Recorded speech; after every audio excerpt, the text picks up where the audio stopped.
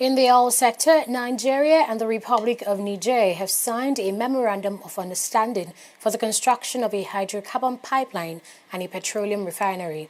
The pipeline is to be constructed from Niger to Katsina State, where the new refinery will be sited. The MoU was signed on behalf of Nigeria by the Minister of State for Petroleum, Ibe Kachuku, while Famakaye Gado, the Minister of Energy for Niger Republic, signed on behalf of his country. In his speech, Kachuku gave details of the agreement. The essence of this project has certain features. The first, of course, is that it's going to be very private sector driven.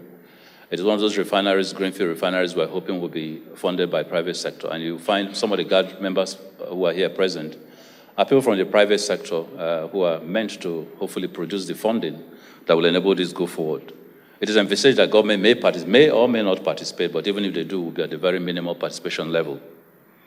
The second aspect of it is that the feedstock for this refinery is coming from Niger, and the whole idea is to help unbundle the trapped nature of Niger crude, some of which we're not having access, quite frankly, to ready market outside. And so hopefully, the essence of this refinery will be that they will have, through the pipeline, a leg out for purposes of marketing, but more important, then encourage investments and exploration and further production in Niger. So you see that the future is one of 100 to 150,000 barrel refinery.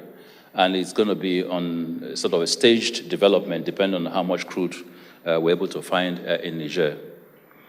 The third is that obviously the presence of the president here does emphasize that, is the guarantees that the government is placing on the side of investors to say we're solidly behind this, we're supporting it all the way, and hopefully we believe that their presence today will mean that the marketing aspects of the investment will go easier. Once the refinery is built, we expect that employment will improve. We expect that the income streams of both countries will improve. We expect that product availability, especially in downstream, will improve. And so some of the difficulties we're having in terms of meeting our product needs will reduce. We anticipate that if we find a requisite level of crude, we'll not only just do one by the border town, we're looking technically probably around Katsina, but also be able to expand that to Kaduna at some point, depending on the sort of volumes of crude that we find from Niger.